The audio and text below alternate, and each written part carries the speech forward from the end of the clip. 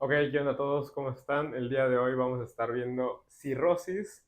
En sí no es, o sea, vamos a ver hepatitis y cirrosis. Ahorita les explico bien por qué. Ahorita tengo a unas personitas en línea porque les di la oportunidad de que si quieren, unos pueden estar en línea para verlo antes. Pero entonces voy a ver cómo va esa clase. Van a estar viendo esta grabación. Para todos los que no puedan entrar, no se preocupen.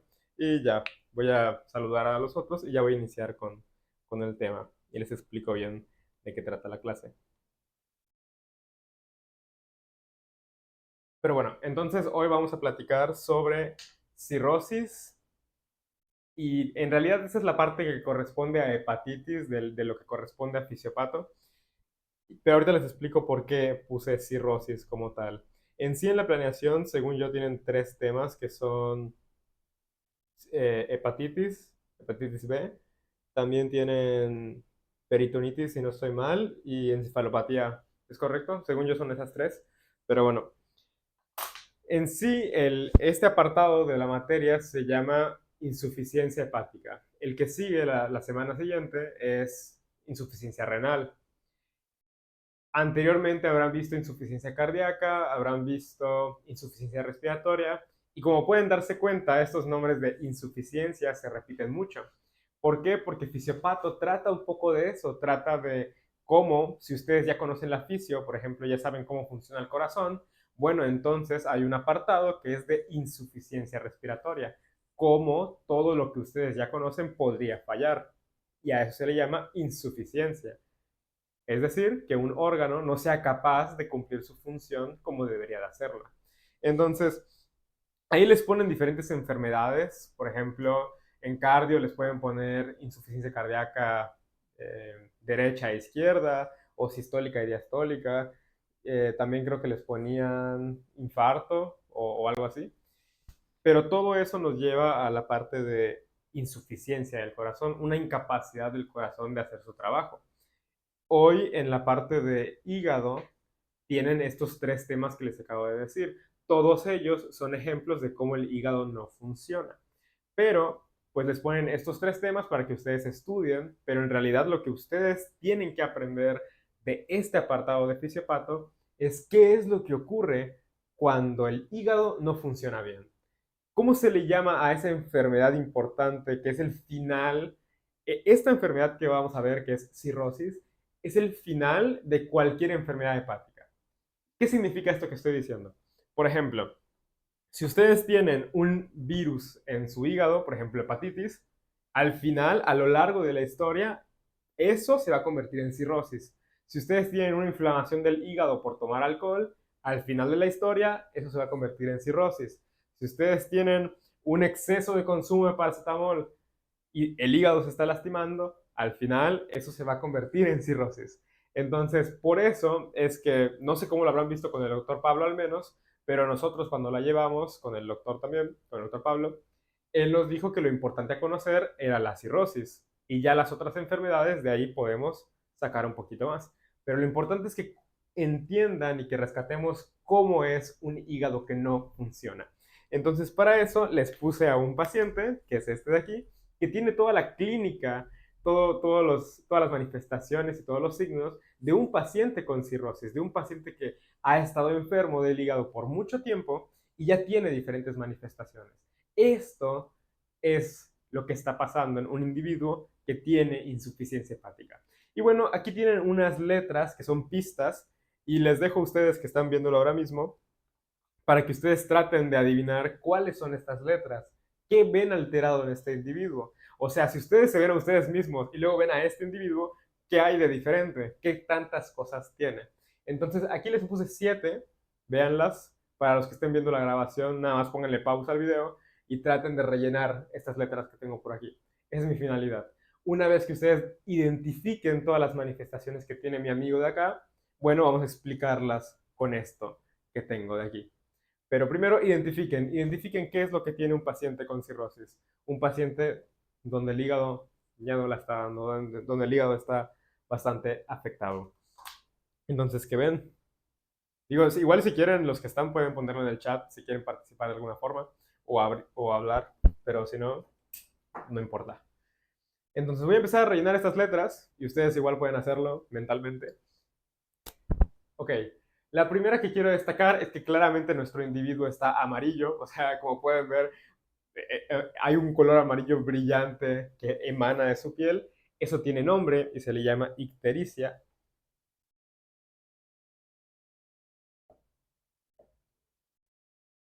Ictericia, esa es la primera que tenemos por ahí. En los pacientes cirróticos es característico esto de aquí. No solamente en la piel, no solamente en sus capas de la piel, sino también en los ojos. Es muy importante que vean las escleras. Luego las escleras o la parte blanca del ojo empieza a verse muy amarilla en los pacientes que tienen cirrosis. Otro de estos que tengo por aquí, muy importante, el edema. En su curso de fisiopato probablemente ya habrán escuchado qué es el edema, pero prácticamente es la hinchazón, ¿no? La hinchazón de alguna región de nuestro cuerpo. En este caso, los pacientes con cirrosis tienen edema periférico y también tienen un edema característico aquí en la panza, que, bueno, aquí en el abdomen más bien, que se llena de líquido. Cuando el abdomen se llena de líquido, que es algo muy característico de los pacientes que tienen cirrosis descontrolada, eso tiene nombre también y se le llama ascitis,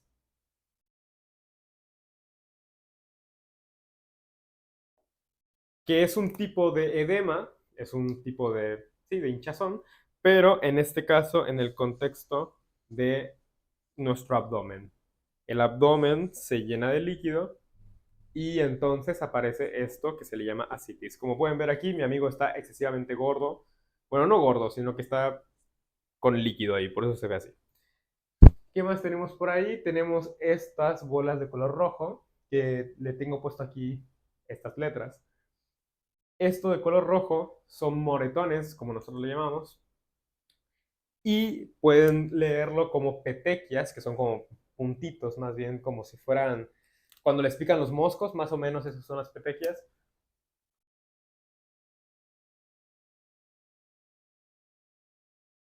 Y también pueden encontrarse como bolas más grandes, ya como un moretón, a eso se le llama equimosis.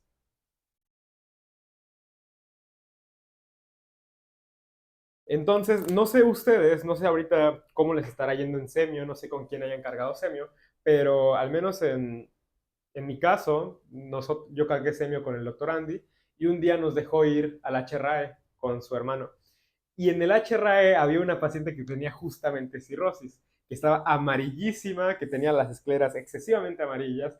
Y también, si ustedes le veían los brazos, ustedes cuando vayan al hospital se van a dar cuenta de que a los pacientes constantemente les tienen que sacar sangre para revisar ahí sus resultados de la biometría hemática, sus células sanguíneas, sus paneles metabólicos, checar ahí urea, creatinina y otras cosas. Pero el punto es que sus brazos constantemente les están sacando sangre. Y si ustedes checan los brazos que tienen estos pacientes, normalmente están llenos de moretones. Están literalmente el brazo o sobre todo el área donde le sacan sangre está muy, pero muy morada, muy lastimada ya de que le sacan sangre. Entonces, esto es característico también de los pacientes con cirrosis. Y por aquí tengo como esta araña que pueden ver por aquí de color azul, como que sale de su panza. Eso se le llama circulación colateral y también platicaremos de ella. Pero como pueden ver, son como vasos que se pueden ver desde afuera. O sea, nosotros podemos verlo con nuestros ojos, que en estos pacientes pueden salir como si fueran varices, más o menos, pero, pero en este caso en la región del abdomen, que se le llama, les digo, circulación colateral.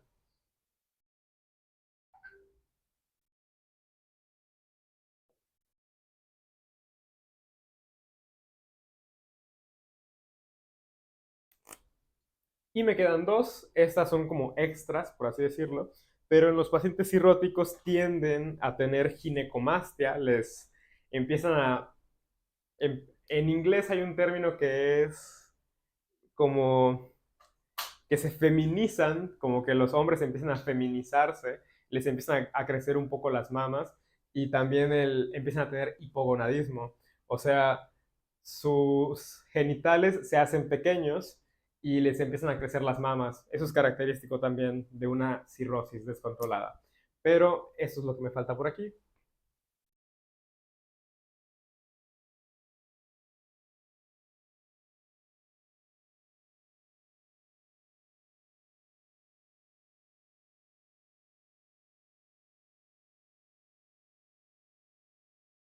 Y ahí está. Ahora sí tenemos todos los parámetros importantes, bueno, todas las manifestaciones importantes que teníamos que ver con nuestro paciente. De ahí ya las tienen ahí apuntadas: ascitis, ictericia, etcétera, etcétera.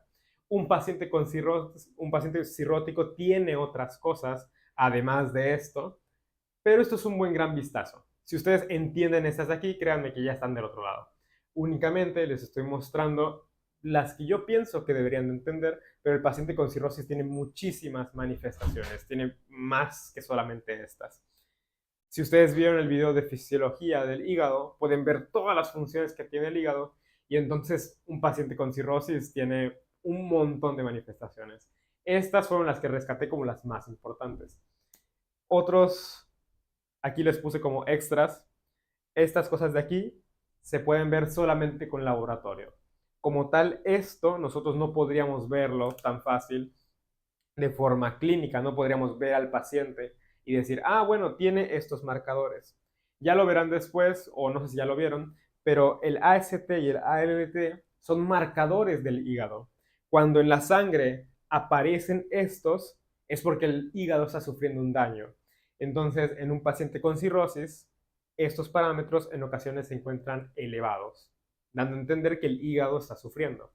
Estos de aquí, el AST y el ALT. No sé qué tan específico tenga que ponerme con ello. En realidad, no quiero marearlos con demasiada información. A mí, en mi caso, no me preguntaron de eso hasta el siguiente semestre, que ya vimos más específico. Entonces, ahorita, por el momento, no me voy a adentrar tanto. Y la anemia, que la anemia igual es característica de este caso, o sea, del caso del paciente cirrótico. Y bueno, cuando ustedes no recuerden qué es lo que tiene un paciente con cirrosis, pueden pensar en Homero Simpson y más o menos se pueden acordar de un paciente con cirrosis. Cuando digan, ah, ¿qué era lo que tenía un paciente que tiene cirrosis? Ah, no me acuerdo. Imagínense a Homero y literalmente les va a venir a la mente todo. Literal es un sujeto que está amarillo, que está gordo y con alguna que otra cosa por ahí. Pero a grandes rasgos es un sujeto amarillo que está infladísimo. Eso es a grandes rasgos un paciente que tiene cirrosis. Y bueno, una vez que ya hemos definido todas estas manifestaciones, ya platicamos de ellas, de la ginecomastia, equimosis y demás, vamos a ver cómo es que aparecen, vamos a ver cómo realmente la fisiología juega en esto, y es que aparecen estas cosas. Eso es lo que vamos a ver ahorita con el dibujo de aquí. Entonces, para los que vieron el video de fisiología, pueden ver una diferencia entre el hígado de esa clase y el hígado de esta. De hecho, si están viendo la grabación, pueden abrir rápidamente el otro video y ven cómo el otro hígado estaba muy bonito, estaba muy trabajador, y en cambio este está muerto, tiene cicatrices y está en un momento difícil. Pero en esa clase yo les dije, el hígado es un órgano que tiene muchísimas funciones. Puede ser que no sepamos por qué, pero las tiene. Entonces platicamos de ellas y vimos cuáles son todas las funciones que tiene, y las agrupamos en tres diferentes tipos. Funciones de almacén, es decir, funciones de guardar cosas; funciones de síntesis, o sea, formar cosas; y funciones de transformación y detoxificación, que prácticamente es convertir una sustancia y modificarla, deshacernos de ella. El hígado guarda, el hígado produce y el hígado elimina. Esas son como sus tres funciones que tiene. Y entonces teníamos una lista de funciones de almacén, de funciones de síntesis, de funciones de transformación. Y quisiera comenzar con las de síntesis, ¿ok? No sé de cuáles se acuerden. Si ustedes están viendo el video nuevamente, traten de recordar cuáles dijimos en ese momento que estaban en síntesis. Y les dije dos que eran como que muy importantes a reconocer, y recordar esas dos eran como clave para entender lo que viene después. Pero bueno, si ya recordaron, las más importantes que les dije es que el hígado produce albúmina,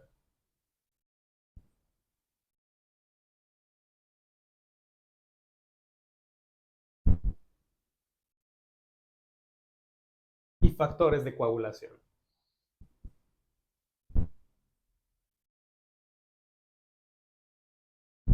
Y hay un montón de cosas que produce el hígado, como el glutatión, como los aminoácidos, entre otras. Pero estas dos de aquí van a ser muy importantes. Ahorita solamente les estoy resumiendo, ¿ok? Almacén. ¿Qué almacena el hígado? ¿Qué puede tener un hígado ahí dentro? Platicamos que puede almacenar nutrientes, como la glucosa en forma de glucógeno, que puede almacenar tejido adiposo, que puede almacenar vitaminas. Platicamos más que nada de eso, que puede almacenar diferentes cosas.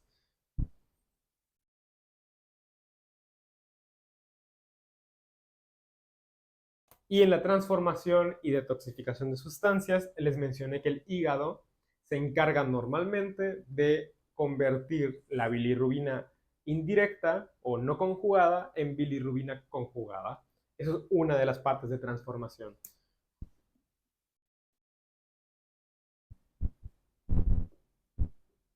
Aquí también entra lo de los medicamentos. El hígado se encarga de metabolizar ciertos medicamentos.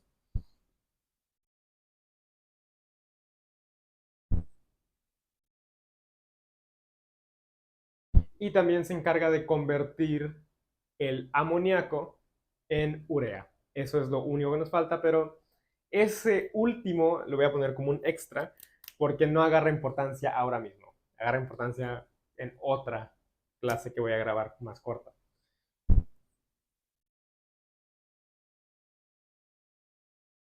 Pero bueno, ahora a todo esto, Julián, ¿qué demonios estamos viendo? O sea, ¿por qué me estás mostrando esto en una clase que se supone que es de hepatitis y no de cirrosis? Ni siquiera tenemos cirrosis en la planeación. ¿Por qué estamos viendo esto? O sea, ¿qué relación tiene, no? Les decía que, al menos en mi caso, a mí me dijeron, el doctor nos dijo que lo importante era que entendiéramos insuficiencia hepática, que entendiéramos cirrosis. Esta enfermedad, como les decía, es una enfermedad donde el hígado empieza a tener muchos problemas. ¿Pero por qué va a tener muchos problemas? ¿Y por qué ustedes en la planeación no tienen cirrosis, pero sí tienen hepatitis? Entonces, vamos por partes. Ustedes, me imagino que ya lo vieron, saben qué es cirrosis, los que están conectados. Ya vieron este tema. Creo que ya lo vieron. Hola. Bueno, no importa. Cirrosis es una enfermedad donde el tejido hepático, donde lo que el hígado normalmente está lleno de hepatocitos. Por ejemplo, este hepatocito está feliz, es un hepatocito que trabaja, hace diferentes funciones, hace estas funciones que tenemos por aquí. El hígado normal, el hígado sano, está lleno de estos hepatocitos. Está lleno de esos sonrientes hepatocitos. Pero en el hígado con cirrosis, estamos hablando de un hígado que ha tenido una vida difícil, que ha sufrido mucho, que por azares del destino han habido ciertas situaciones que le han hecho daño, que lo han lastimado, que le han roto el corazón al hígado. Raro, ¿no? Entonces, les pregunto a ustedes, cuando ustedes se lastiman, cuando ustedes se cortan, ¿qué es lo que ocurre en esa área que se cortaron? Imagínense que este hígado empieza a lastimarse, empieza a tener diferentes cortadas, como esta, y se inflama y tiene ahí problemas y como que se siente triste y está inflamado y así muy problemático ese hígado. Ha tenido una vida muy complicada.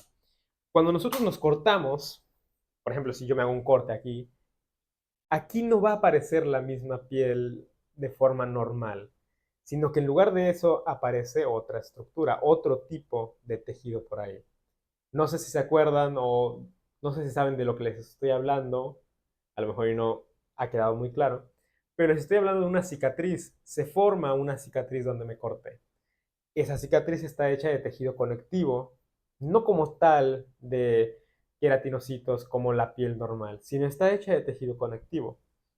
Entonces, en el hígado, cuando un hígado se lastima, lo que antes eran hepatocitos empieza a ser sustituido por tejido de cicatriz, por tejido cicatricial.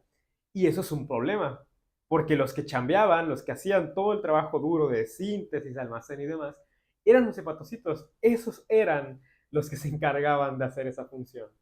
Y ahora ese hígado, porque ha estado sufriendo mucho, ya no tiene casi hepatocitos. Ahora tiene pura y pura cicatriz. Y esa cicatriz no chambea. Esa cicatriz, su función, ¿cuál es? Cicatrizar. Y ya lo hizo. Pero es un problema porque antes lo que más teníamos ahí era hepatocitos. Ahora no los tenemos. Y si no tenemos hepatocitos, no podemos hacer estas funciones que tenemos aquí. ¿Cuáles son los motivos por los cuales nuestro hígado podría lastimarse? Podría tener estas como heridas que les estoy diciendo. ¿Qué podría causar esas heridas? Puede ser un virus, y ahí es donde entra hepatitis. Por eso les pusieron hepatitis, porque hepatitis, al final del camino, después de estar inflamando, después de estar causando problemas aquí, mata a muchos hepatocitos y termina llenándose de cicatrices ese hígado. Entonces la hepatitis puede llevar al final del camino a cirrosis, pero no es el único motivo. Si a nosotros nos encanta andar ahí con la chela, ahí con el alcohol causa daño en el hígado, es hepatotóxico. Yo puede ser que jamás haya tenido hepatitis, pero tomo demasiado, me puede dar cirrosis, porque causa daño. Entonces, cualquier sustancia que le haga un daño a mi hígado, al final del camino, al final del recorrido, vamos a terminar teniendo cirrosis. Por eso les pusieron hepatitis, porque hepatitis es un ejemplo que puede causar al final cirrosis. Por eso les pusieron ese. No tienen que clavarse tanto con, si ustedes checan hepatitis B, creo que ese es el que les ponen, tiene cosas muy complejas de anticuerpos y antígenos y puede llegar a ser muy confuso de leer y como un dolor de cabeza, pero ahorita lo que ustedes tienen que rescatar es cómo un hígado insuficiente causa tantas cosas. Por eso les estoy hablando más que nada de cirrosis. En este caso, en este paciente, ¿quién causó su cirrosis? Como la clase que ustedes tienen es de hepatitis, vamos a decir que la culpa la tuvo la hepatitis. Este virus de aquí, un virus de ADN, entra al hígado, empieza a causar problemas, el hígado se inflama y luego se empiezan a morir muchos hepatocitos, ya no hay tantos hepatocitos como este, se mueren y empieza a llenarse de cicatrices. Se llena de cicatrices, ya no hay hepatocitos y ya no podemos cumplir con las funciones de aquí abajo. Y si no podemos cumplir con ellas, va a aparecer todas las manifestaciones que tenemos ahí. Y vamos por partes. En realidad, esta de aquí no es tan importante, la función de almacén no es tan importante en el contexto de cirrosis. Lo único que nos causa es que si no podemos almacenar adecuadamente, los pacientes que tienen cirrosis suelen tener un desorden metabólico, suelen tener alteraciones metabólicas generales, que no voy a profundizar en este video.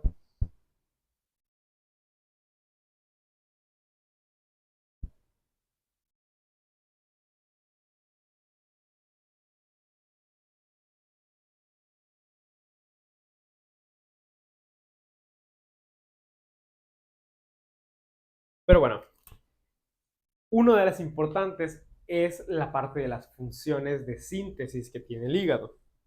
Aquí estamos platicando sobre los factores de coagulación. Si el hígado se encarga de producir estos factores y pues ya no tiene forma de cómo producirlos porque está insuficiente, ¿cómo creen que se manifieste? De todas las que tenemos aquí, ¿cuál será la manifestación de no tener factores de coagulación? ¿Cuál será de todas estas, ascitis, ictericia, ginecomastia? ¿Cuál será? Pues es muy sencillo. La manifestación que tiene alguien que no tiene factores de coagulación es la de moretones, equimosis o petequias. ¿Ok? Entonces, estas de aquí son una consecuencia de no tener factores de coagulación.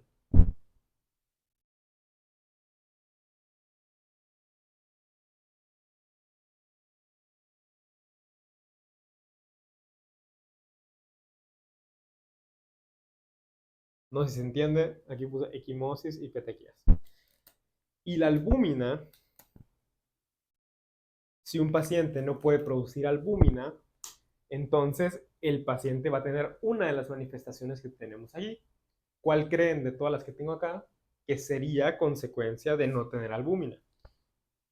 Mientras voy a dibujar algo Piensen los que están aquí y los que están viendo el video.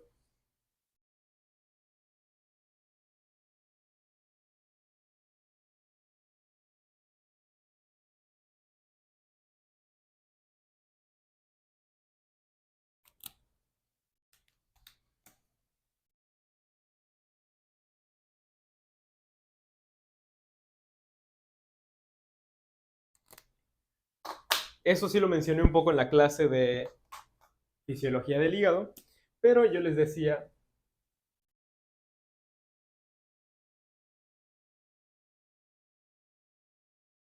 que la albúmina tiene una función muy importante porque ahí, por ejemplo, esto que está aquí arriba es un vaso sanguíneo, ¿ok? Esto de aquí es un vaso sanguíneo.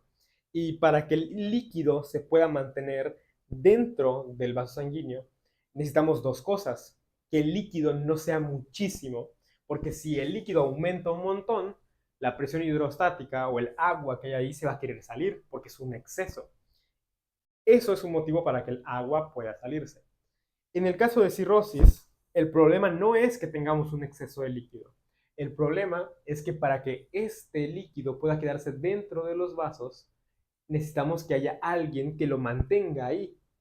¿Quién es ese alguien? Es la albúmina. La albúmina juega un papel de presión oncótica. Agarra el agua, le dice, oye, no, no, no, tú no te vayas de aquí. Nos estamos pasando bien padre, quédate aquí, en esto, quédate dentro del vaso.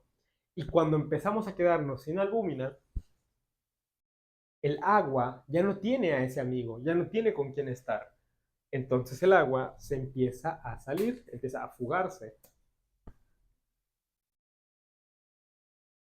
Y si el agua se sale, por ejemplo, en mis piernas, bueno, tengo edema en mis piernas. Si el agua se sale en mis brazos, tengo edema en mis brazos. Y si el agua se sale en mi región abdominal, tengo ascitis.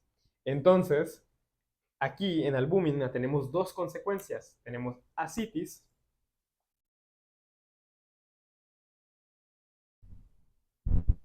y tenemos edema general o edema periférico.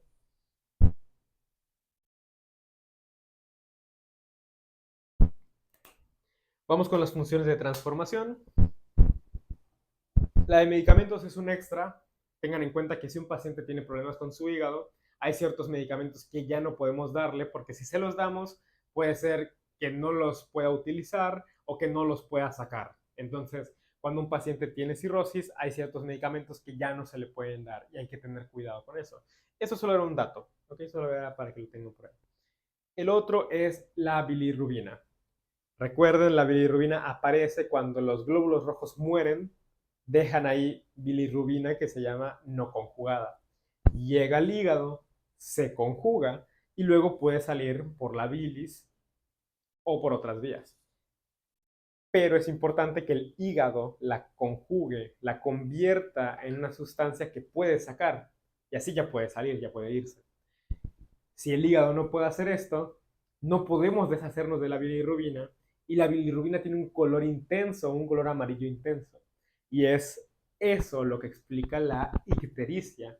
Como no podemos deshacernos de la bilirrubina, esta empieza a aparecer en diferentes áreas de nuestro cuerpo, como la piel o las escleras, y por eso aparece ictericia.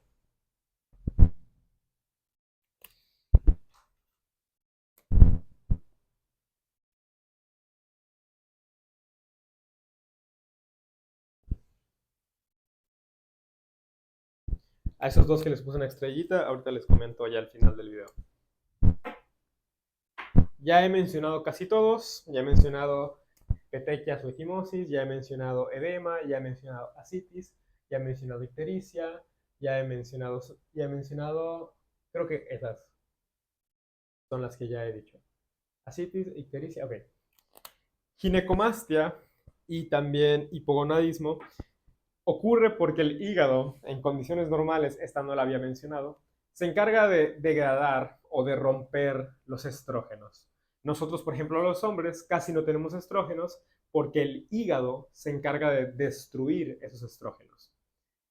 En un hígado que ya no puede romperlos, el cuerpo masculino empieza a llenarse de estrógenos y empieza, para el que no ubique, los estrógenos son las hormonas femeninas, o bueno, las que predominan en el cuerpo femenino, Entonces, por eso empieza a haber esto que les decía de feminización. El paciente tiene ginecomastia, le crecen las mamas y la parte de sus genitales empieza a quedar más pequeña y hay hipogonadismo. ¿Por qué? Porque su hígado ya no puede romper los estrógenos. Ese era un extra también, porque no creo que se les pregunten, pero se los quise poner por ahí. Y nos queda circulación colateral. Ese de circulación colateral es por otra entidad, es una complicación y aparece por el siguiente punto. Y ahora sí vamos a utilizar este dibujo. Normalmente el hígado recibe toda la sangre del tubo digestivo por medio de su sistema venoso, su sistema portal. Recibe sangre desde la vena esplénica y las mesentéricas, y entonces toda esa sangre entra como una vena porta hacia el hígado. Entonces hay algunos vasos que no se utilizan. ¿Por qué? Porque este sistema principal hace que sean innecesarios. Por ejemplo, hay unas venas esofágicas por aquí, o unas que se van para aquí arriba, otras que se pueden ir en esta dirección, pero como les digo, no se utilizan. ¿Por qué? Porque la sangre ya fluye hacia aquí. Y esa es como la ruta que normalmente se toma. Les decía que en un hígado que tiene cirrosis está lleno de cicatriz. Y les pregunto, ¿las cicatrices cómo son? Al principio no son tan relevantes, pero cuando pasa el tiempo se empiezan a poner duras porque el tejido de cicatrices hasta es duro, ¿ok? Entonces, en cirrosis, todo el tejido empieza a ponerse duro y su circulación también. Entonces, la vena porta empieza a endurecerse y empieza a aumentar la presión. A eso se le llama hipertensión portal. Entonces, la porta normalmente debía llevar la sangre, pero como pueden ver aquí, se está poniendo muy dura esa vena porta, está poniendo mucha resistencia. Entonces, les pregunto a ustedes, imagínense que para abrir esta puerta yo tenga que hacer demasiada fuerza. Imagínense, les tengo una puerta y ustedes la tienen que abrir y cada vez que la tienen que abrir se cansan muchísimo intentando abrirla. Ya no van a querer pasar por ahí porque esa puerta para abrirla tengo que esforzarme un montón. Cada vez que la abro me canso. ¿Qué voy a hacer? Voy a utilizar otras salidas. Entonces, si esta puerta me está poniendo muchos problemas porque está dura, porque se está endureciendo, voy a utilizar otras vías. Me voy a ir por acá, me voy a ir por acá, me voy a ir por acá, me voy a ir por acá, me puedo ir por acá. Y eso aparece en el abdomen de esta manera. ¿Por qué aparece de esta manera? Porque la circulación colateral, que normalmente no existe, que normalmente no lo utilizamos, empieza a ser utilizada. ¿Por qué? Porque la porta ya está dura, porque entrar por la vía portal ya me cuesta bastante, ya está muy dura. Prefiero utilizar las otras puertas que no me cuestan tanto. Y eso, cuando aparece en un paciente con cirrosis, es una muy mala señal, ya no hay mucho que hacer, ya ni trasplante es como jugada para ellos porque ya hay un problema mayor. Ya no solamente el hígado está afectado, sino que la circulación que le debe llegar también lo está. Y eso ya es un gran problema. El hecho de que aquí haya mucha presión en la porta también explica otras manifestaciones. Por ejemplo, la ascitis aparece porque tenemos poca albúmina, pero también porque el agua se queda atorada en estas venas y sale al tercer espacio en forma de ascitis. Pero bueno, ese apartado de ahí pensaba explicarlo un poco más a detalle en el tema de peritonitis bacteriana. Lo importante a rescatar es que casi todas las que les mostré acá son de un paciente con cirrosis promedio, pero esta última, esta circulación colateral, ya es una complicación un poco más avanzada y peligrosa. Ustedes tienen, además de hepatitis, que por así decirlo es cirrosis, no es lo mismo porque cirrosis es como el final. Además de ese tema, ustedes tienen peritonitis y encefalopatía. Ambas son hasta cierto punto complicaciones, ¿ok? Entonces, estas dos las voy a grabar en videos más cortos, aparte, porque son, como les digo, algo más especial. La encefalopatía aparece por este problema, por el exceso de amoníaco, porque el hígado, como veíamos, tiene que convertir ese amoníaco en urea y así lo podemos sacar cuando uno va a hacer pipí, ¿no? En la orina. El hígado que no puede hacer eso y que ya está muy mal, se llena de amoníaco y causa problemas encefálicos. Entonces se manifiesta como encefalopatía hepática. Les digo, esto último se los estoy diciendo así, no lo voy a explicar ahorita, por si les explota la cabeza, luego lo vamos a ver bien. Y el otro, peritonitis bacteriana, es que el ascitis, todo lo que sea líquido, y esto grábenselo ahorita para cuando vean infecto o avancen más en la carrera, todo lo que sea líquido es un medio perfecto para que le crezcan bacterias. Es un medio excelente. La orina es un medio excelente para que crezcan bacterias. La ascitis es un medio excelente para que crezcan bacterias. Mucha vía respiratoria también. Todo lo que tenga líquido favorece que crezcan bacterias. Y en un paciente con cirrosis que ya tiene demasiados problemas, tener ascitis es un lugar así increíble, es como ir a la Riviera Maya para las bacterias. O sea, imagínense de verdad que un paciente lleno de líquido por aquí, las bacterias lo único que pueden hacer es ir, hospedarse y disfrutar. Entonces, la peritonitis y la encefalopatía son complicaciones, las veremos a más detalle, como les decía, ascitis puede causar después peritonitis y este problema del amoníaco puede causar el de encefalopatía.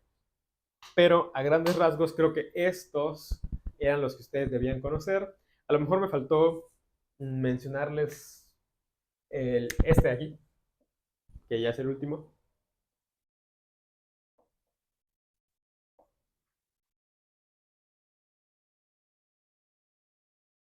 que es que en los pacientes con cirrosis suele crecer el vaso y tienen esplenomegalia. ¿Por qué tienen esplenomegalia? Por lo mismo que decíamos aquí. No solamente por la hipertensión portal, sino porque el hígado de por sí ya se está poniendo duro y entonces cuesta un poco más llevar esta sangre hacia aquí. ¿Y dónde se va a quedar atorada? Se va a quedar aquí abajo y se va a quedar en nuestro vaso. Nuestro vaso entonces va a empezar a llenarse de sangre, va a quedar un poquito más gordito y también va a estar comiendo a los glóbulos rojos. Imagínense ustedes que el vaso es un cementerio de glóbulos rojos, ahí matan, no vayas, ahí matan, es como un cementerio, ahí de que cuidado amigo, no te quedes ahí. Imagínate que es una calle como, no sé, una calle peligrosa y tú lo que haces cuando estás en una calle peligrosa es salir para que no te maten. Eso es lo que hacen los glóbulos rojos. Están en la calle peligrosa y se van, corren, así de que vámonos para el hígado porque aquí matan, cuidado. Pero en cirrosis es difícil correr porque nos cuesta avanzar por esta ruta. Entonces eso hace que maten a más eritrocitos. Entonces el vaso se puede alimentar y puede crecer y queda una esplenomegalia. Si ustedes recuerdan, ya con esto vamos a acabar, algo característico de la cirrosis es que hay anemia. ¿Por qué hay anemia? Porque el vaso se está alimentando muy, pero que muy bien. El vaso está comiendo un chorro de eritrocitos por ahí. Entonces, si el vaso se alimenta a todo dar, al final del camino, estos eritrocitos se mueren y eso va a causar al final anemia. Pero eso es lo que teníamos que ver por hoy. Hoy solamente teníamos que revisar esto, que ustedes entiendan la insuficiencia hepática general y ya luego veremos esas complicaciones como encefalopatía hepática y como peritonitis bacteriana. Pero ya, eso es todo. Voy a terminar la grabación. Si ustedes, los que están aquí, tienen dudas, pueden decirme. Pero eso fue.